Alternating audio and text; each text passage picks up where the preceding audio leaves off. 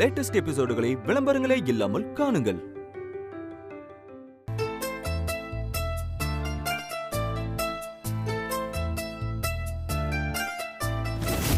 இந்த போட்டியில ஜெயிச்சதுக்கு பரிசா நான் இத வானதிக்கு கொடுக்கறேன்.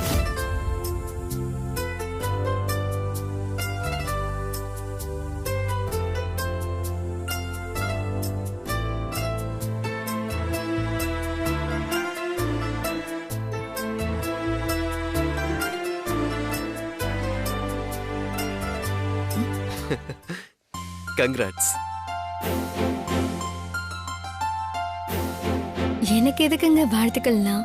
நம்ம 2 பேரும் சேர்ந்து ஜெயிச்சது தானே. நோ, உங்களுக்கு என்னென்ன செலிப்ரேட் பண்ணணும், யார் யாரெல்லாம் கூப்பிடணும்னு பிளான் பண்ணது எல்லாமே நீதான். ஸோ இந்த வெற்றி எல்லாமே உன்னோடது மட்டும்தான். இந்த நெக்லஸ் ரொம்பவே அழகா இருக்கு. நான் போட்டிருக்கிறதால ரொம்ப அழகா இருக்குல்ல? அப்படியே வச்சுக்கலாம். ஆனா நான் கொடுக்க போற கிஃப்ட் உனக்கு ரொம்பவே சர்ப்ரைஸா இருக்கும். அப்படியா? சரி, கொடுங்க. அப்போ நீ முதல்ல கண்ணை மூடணும். கண்ணை மூடு. கண்ணை மூடிட்டா எப்படி கிஃப்டா வாங்க முடியும்? நீ கண்ணை திறந்துகிட்டு இருந்தா நீ என்னையே பாப்ப, அப்புறம் என்னால தர முடியாது. அப்படி என்ன கிஃப்ட்? அது இது வரைக்கும் உனக்கு தராத ஒரு கிஃப்ட்.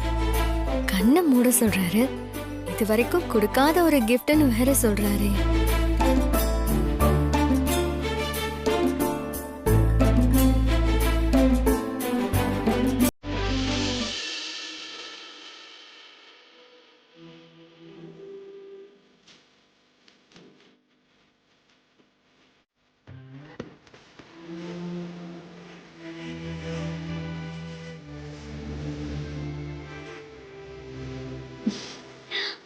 வேண்டாங்க, சொன்னா கேளுங்க. வேண்டாம், வேண்டாங்க.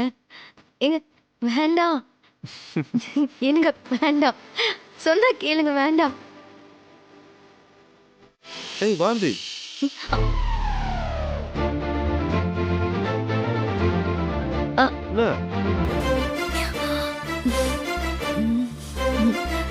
ஒண்ணும் இல்லை.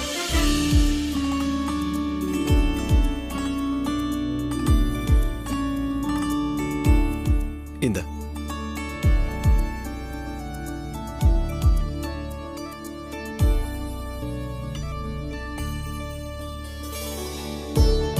நான் இத இப்ப பிரிக்கல, அப்புறமா தனியா பிரிச்சு பாத்துக்கிறேன். Okay fine. இப்போ ஏதோ வேண்டாம் அது இதுன்னு ஏதோ சொல்லிட்டு இருந்தால,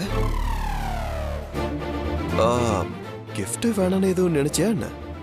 இல்ல இல்ல, நான் வேண்டான்னு சொன்னது கிஃப்டே இல்லைங்க, அது வேற விஷயம், பர்சனல். ஓகே. ஆனா உனக்கும் எனக்கும் என்ன பர்சனல் இருக்கு? சொல்லு. நான் சொல்லிடுவேன், ஆனா நீங்க தான் ரொம்ப வெக்கப்படுவீங்க. பாரு, பரவாயில்ல சொல்லு, நானே கேக்குறேன்ல. சரி சொல்றேன். சினிமால எல்லாம் ஹஸ்பண்ட் கண்ணை மூட சொன்னா வைஃபும் கண்ணை மூடுவாங்க. அப்போ ஹஸ்பண்ட் டேஷ் கொடுப்பாங்கல்ல. டேஷ்னா அது அது வந்து டேஷ்னா ஓ முத்தமா? நான் உனக்கு முத்தம் கொடுக்க வரேன் நினைச்சியா? நீ அப்படிலாம் நினைக்க மாட்டே. பட் ஏதோ something wrong. Okay fine, I can understand Malathi. சரி, எனக்கு ஒரு வேலை இருக்கு, முடிச்சுட்டு வந்துடுறேன். சரியா? முத்தம் கொடுக்க மாட்டேன்னு நான் சொன்னேனா? நான் தெரியாம தான் கேக்குறேன். நான் எப்ப அப்படி சொன்னேன்? நீங்களா ஒண்ணு நினைச்சுக்கிட்டு நான் சொன்னேன்னு சொன்னா என்ன அர்த்தம்?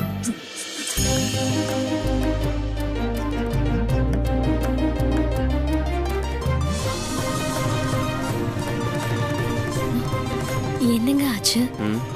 போன மறந்து வச்சுட்டேன். எடுத்துட்டேன். ம்.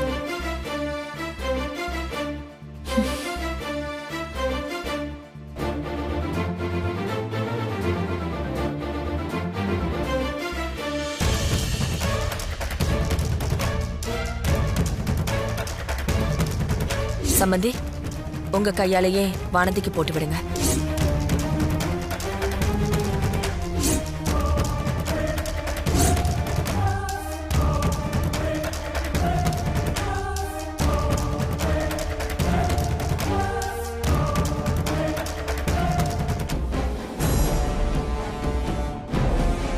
இங்க நின்னு என்ன யோசிச்சுட்டு இருக்கீங்க?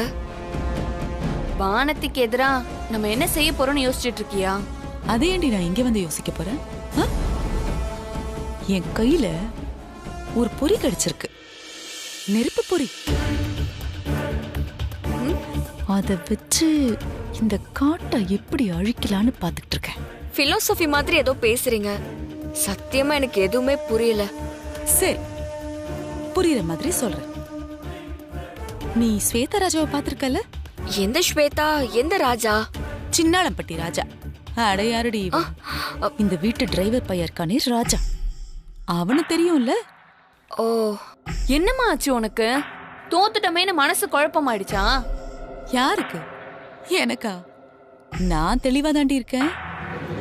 ஸ்வேதாவும் ராஜாவும் கல்யாணத்துக்கு முன்னாடியே காதலிச்சாங்க, நெருக்கமா இருந்தாங்க. அதனால ஸ்வேதா கர்ப்பம் ஆயிட்டான்னு சொல்லிதானே வானதி ஸ்வேதாவை இந்த ராஜா பையலுக்கு கட்டி வச்சா? ஆமா, இப்ப அது இல்லன்னு யார் சொன்னா? நான் சொல்றேன், இதுல ஏதோ பொய் இருக்கு. ஸ்வேதா பிரெக்னன்ட் தானே?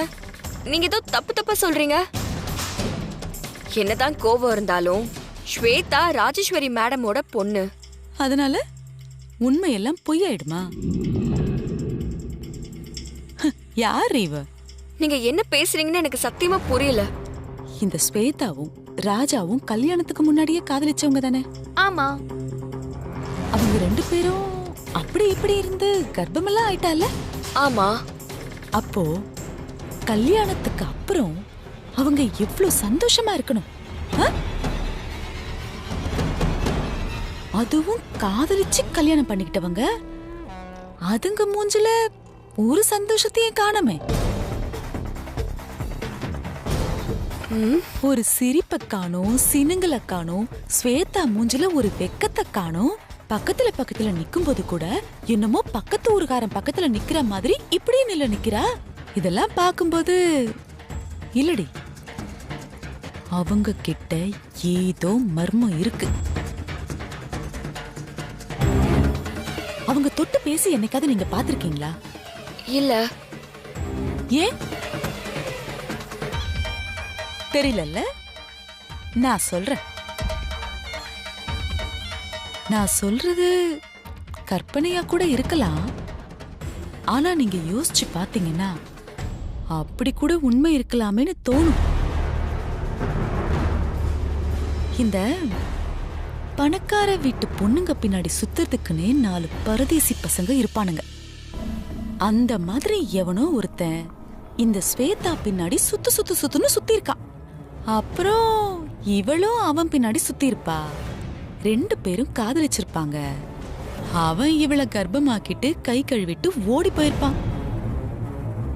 இவ அந்த கர்ப்பத்தை எப்படி கலைக்கிறதுன்னு தெரியாம கண்ணீர் விட்டுக்கிட்டு உட்கார்ந்து இருந்திருப்பா. கல்யாண தேதி வேற பக்கத்துல வந்துருச்சா. என்ன பண்றது ஏது பண்றதுன்னு புரியாம இந்த தியாக செம்மல் வானத்து கிட்ட வந்து ஒப்பாரி வச்சிருப்பா. ஐயோ, இவளுக்கு நம்ம ஏதாவது செஞ்சாகணுமேனு சொல்லி சும்மா இருக்கிற அந்த ஊமக்கொட்டா ராஜாவை பிடிச்சி நீ ஸ்வேதா கழுத்துல தாலி கட்டி வாழ்க்கை கூடன்னு கேட்டிருப்பா. அவனும் விஸ்வாசி. நன்றி கடனுக்காக அவ கழுத்துல தாலியை கட்டி இப்ப குடும்பம் நடத்திக்கிட்டு இருக்கான். இதுதான் நடந்திருக்கும். இந்த விஷயம் ராஜேஸ்வரி அம்மாக்கு தெரியாம 3 பேரும் மூடி மறைக்கத்தான் முயற்சி பண்ணிக்கிட்டு இருக்காங்க. இப்போ ஸ்வேதா வயித்துல குழந்தை வளர ஆரம்பிச்சிருச்சு. ராஜேஸ்வரி அம்மா கோவமோ கொஞ்சம் கொஞ்சமா குறைஞ்சிக்கிட்டு இருக்கு.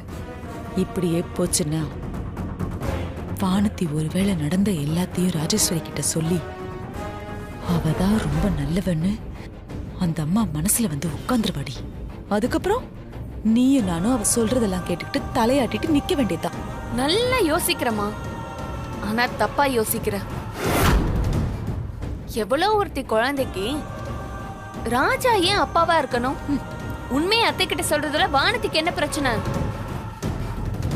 அம்மா சொல்றதுல ஒரு பாயிண்ட் இருக்கு ஆர்த்தி. நாம இன்னும் கேர்ஃபுல்லா ஸ்வேதாவையும் ராஜாவையும் வாட்ச் பண்ணணும். ஆ, ஏதாவது ஒரு சந்தர்ப்பத்துல நமக்கு ஏதாச்சும் ஒரு க்ளூ கிடைக்கும். சரியா சொன்ன அபி. அதேதான், அவங்கள விட்டுறக்கூடாது.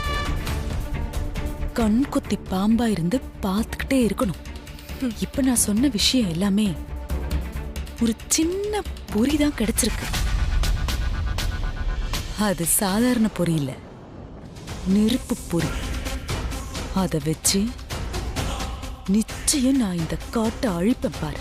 நீ சொல்றது நடக்கணும்னு நான் கடவுள்கிட்ட ப்ரே பண்ணிக்கிறேன்.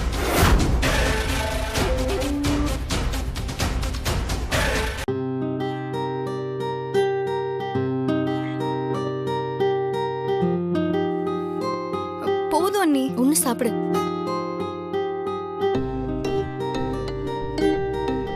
போதும் நீ சாப்பிடுதும். இங்க பாரு, நீ போதும்லாம் சொல்லவே கூடாது. நான் உன்னோட தட்டுல எவ்வளவு சாப்பாடு வைக்கிறனோ அது எல்லாத்தையும் மிச்சம் வைக்காம சாப்பிடணும். சொன்னது புரியுதா?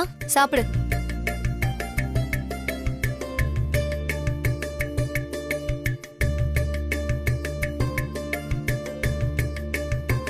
எனக்கு இப்பவே வயிறு ஃபுல்லாயிருச்சு. எனக்கு போதும் நீ. இப்ப நீ என்ன சாப்பிட்டா உன் வயிறு ஃபுல்லா ஆயிடுச்சுன்னு சொல்ற?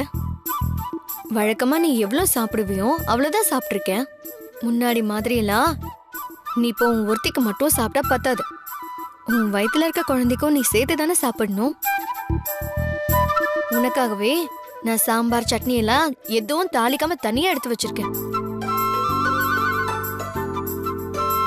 உனக்கு முட்டை தோசை பிடிக்கும்னு சொல்வேன்ல, அதனால உனக்காக செஞ்சிருக்கேன். இந்த ஒரு முட்டை தோசை சாப்பிடு. போதும் போதும். நல்லா இருக்குங்கிறதுக்காக எவ்வளோதான் சாப்பிட சொல்வீங்க? சாப்பிட்டுதான் ஆகணும் ஸ்வேதா. இந்த மாதிரி நேரத்துல நீங்க 2 பேரும் சேர்ந்து சாப்பிடணும். இதெல்லாம் உன் வயித்துல வளர்ற குழந்தைக்காக இந்த அத்தை கொடுக்கறது. உன் வயித்துல இருக்கிறது மருமகனா இல்ல மருமகளானே தெரியல. ஆனா யாரா இருந்தாலும் அவங்களுக்கும் நேரத்துக்கு சாப்பாடு கொடுத்து நல்லபடியா கவனிச்சுக்க வேண்டியது என்னோட பொறுப்பு இல்லையா? அப்புறம் பிறந்ததுக்கு அப்புறம் ஏன் என்ன சரியா பாத்துக்கலன்னு உன் பிள்ளைங்க என்கிட்ட கேள்வி கேட்டா நான் என்ன பதில் சொல்ல முடியும்? நான் சொல்றதுக்காகவாத நீ இன்னும் கொஞ்சம் சாப்பிடு. இந்தா இரு. சட்னி போடட்டுமா இல்ல சாம்பார்? கொஞ்சம் போடுங்க.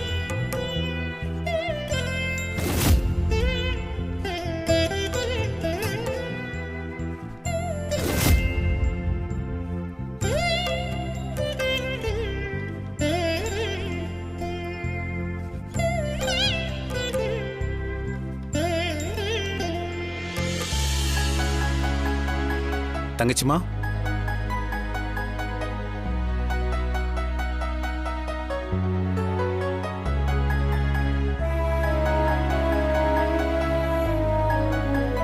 அம்மா நீ ஒன்னும் கவலைப்படாதம்மா. இந்த மாதிரி நேரத்துல சுவேதாக்கு சாப்பாடு கொடுக்கறதுல இருந்து மருந்து மாத்திரை கொடுக்கறது வரைக்கும் எல்லாத்தையும் வானதி நல்லபடியா பார்த்துப்பா. வீட்டில் இருக்கிறவங்க சூழ்நிலைக்கு ஏத்த மாதிரி யார் யாரை எப்படி கவனிக்கணும்னு அவளுக்கு நல்லாவே தெரியுமா. நீ சுவேதா கூட பழைய மாதிரி பேசுறது இல்லைன்றதுனால இந்த மாதிரி நேரத்துல உன் மூலமா அவளுக்கு எதுவும் செய்ய முடியலங்கிற வருத்தம் உனக்கு இருக்குங்கிறது எனக்கும் புரியுதுமா. ஆனா அந்த குறையெல்லாம் தீர்த்து வைக்கிறதுக்காக தான் வானதி அவ கூட இருக்கிறாளே, அப்புறம் என்னம்மா?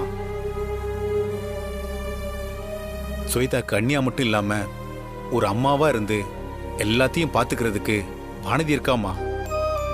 நீ எதை பத்தியும் கவலைப்பட வேண்டாமா. வானதியும் மாப்பிளையும் பழையபடி இந்த வீட்டுக்குள்ள வந்துட்டாலும் என் மனசுக்குள்ள ஒரு பெரிய குறை இருக்குமா. அத உங்ககிட்ட சொல்லலாமா? என்னண்ணே? சுவேதா கல்யாணத்துக்கு அப்புறமா வீட்டுல நிறைய பிரச்சனை நடந்திருந்தாலும் மறுபடியும் எல்லாரும் இந்த வீட்ல ஒண்ணா வந்து இருக்கிறது எனக்கு சந்தோஷம்தான். இங்க எல்லாமே மாறினதுக்கு அப்புறம் நீ மட்டும் வானதி மேல கோவமா இருக்கிறது எனக்கு ரொம்ப கஷ்டமா இருக்குமா. நான் ஒன்னும் வானதிக்கு ஆதரவா பேசல, என் மனசுல பட்டதை சொல்றேன், அவ்வளவுதான். நாங்க இந்த வீட்டுக்கு வந்து இத்தனை நாள்ல நீயே வானதிக்கு எதிராக நிக்கிற மாதிரி எத்தனையோ சந்தர்ப்பம் வந்திருக்கு. அப்ப கூட என் பொண்ணுக்கு ஆறுதலா இருக்காம நான் உன் பக்கம் தானமா நின்று இருக்கேன். வானதி செஞ்சது சரி தப்புங்கிறது எல்லாத்தையும் தாண்டி இது வரைக்கும் நடந்தது எல்லாத்தையும் மறந்து நீ ஏன் அவளை மன்னிக்க மாட்டேங்கிற?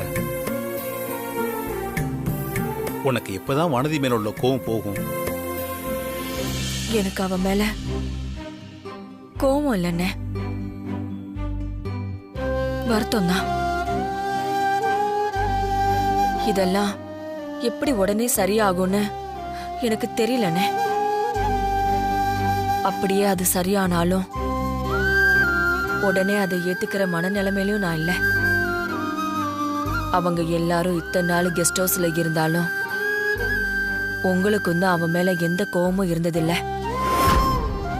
இருந்தாலும் நீங்க ஒரு நாள் கூட வானதிய அவுட் ஹவுஸ்ல வச்சு பார்த்தும் பேசினது கூட கிடையாது. நீங்க என்ன மாதிரி ஒரு மனநிலைமையில அவளை விட்டு தூரமா இருந்தீங்களோ அப்படிதான் இப்ப நானும் இருக்கேன். இங்க மனுஷங்களால எதையுமே மாத்த முடியாதுனே. காலம்தான் எல்லாத்தையும் மாத்தும்.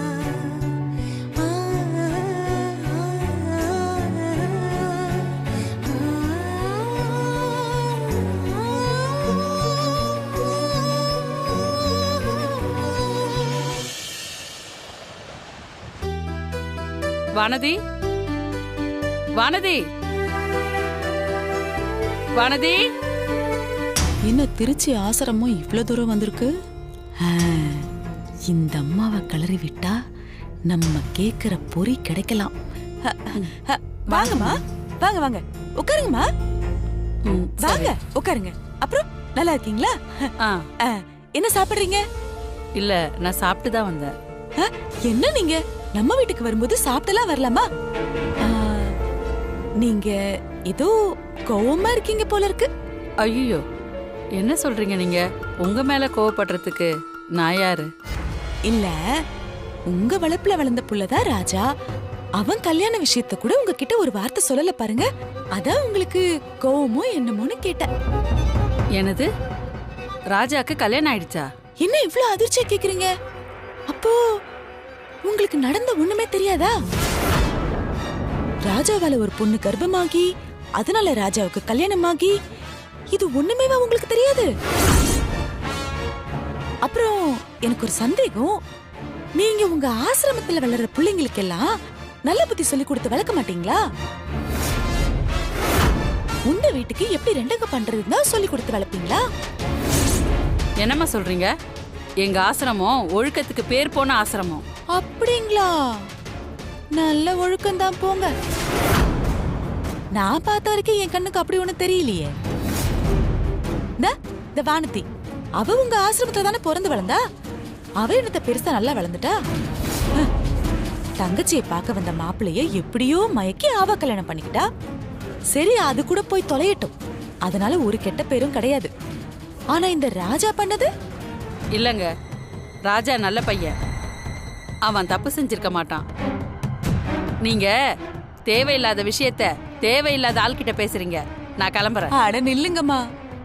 உண்மைய சொன்னா உங்களுக்கு இவ்ளோ கோவம் பொத்துக்கிட்டு வருது? நீங்க அருமையா வளர்த்த ராஜாவை அந்த வானதி டிரைவர்னு சொல்லிதான் இந்த வீட்டுக்குள்ள கூட்டிட்டு வந்தா. வந்தவன் ஒழுங்கா அவன் வேலையை செய்யணும்ல. அதை விட்டுட்டு முதலாளி அம்மா பொண்ணு ஸ்வேதாவை மயக்கி கர்ப்பமாக்கிட்டா. இங்க பாருங்கம்மா, இத நான் யார் மேல வேணாலும் சத்தியம் பண்ணி சொல்லுவேன். எனக்கு என்ன பயம் இருக்கு? என்னம்மா நீங்க இப்படி அபாண்டமா பழி போடுறீங்க அந்த பையன் மேல? அட, இதெல்லாம் பழி போடுற விஷயம் இல்லம்மா, பொய் சொல்ற விஷயமும் இல்ல. வேலைக்காரனா வீட்டுக்குள்ள வந்த ராஜா முதலாளி அம்மா பொண்ணு மயக்கி அவளை கர்ப்பமாக்கி அதையே சாக்கா வச்சு அவ கழுத்துல தாலி கட்டி வீட்டுக்குள்ள வந்திருக்கான். பாவம் என் சம்பந்தி அம்மா அப்படியே ஆடி போயிட்டாங்க. அவங்க மரியாதை என்ன, கௌரவம் என்ன, அந்தஸ்து என்ன, எல்லாமே ஒரே நிமிஷத்துல தூள் தூளா போச்சு. அவங்க சந்தோஷம் போச்சு, நிம்மதி போச்சு. இப்ப அவங்க இந்த வீட்ல ஒரு நடப்புற மாதிரி தான் இருக்காங்க. நல்ல வேளை நீங்க வந்த நேரம் என் சம்பந்தி அம்மா வீட்ல இல்ல. அவங்க மட்டும் இருந்திருந்தா அப்ப தெரிஞ்சிருக்கும் உங்க செய்தி என்னன்னு. என்னால நடந்தத நம்பவே முடியல. நம்ப முடியலனாலும் இதான் உண்மை. சும்மா அப்படியே அதிர்ச்சி ஆயிட்டு நிக்காம இனிமே வளர்ற பிள்ளைங்களையாவது ஒழுக்கம்னா என்னன்னு சொல்லி கொடுத்து வளங்க. இப்படியே வளர்த்து வளர்த்து வெளியே அனுப்பிட்டு இருந்தீங்கன்னா உங்க ஆசிரமத்துக்கு ஒரேடியா சீல் வச்சிருவாங்க. ஜாக்கிரதை.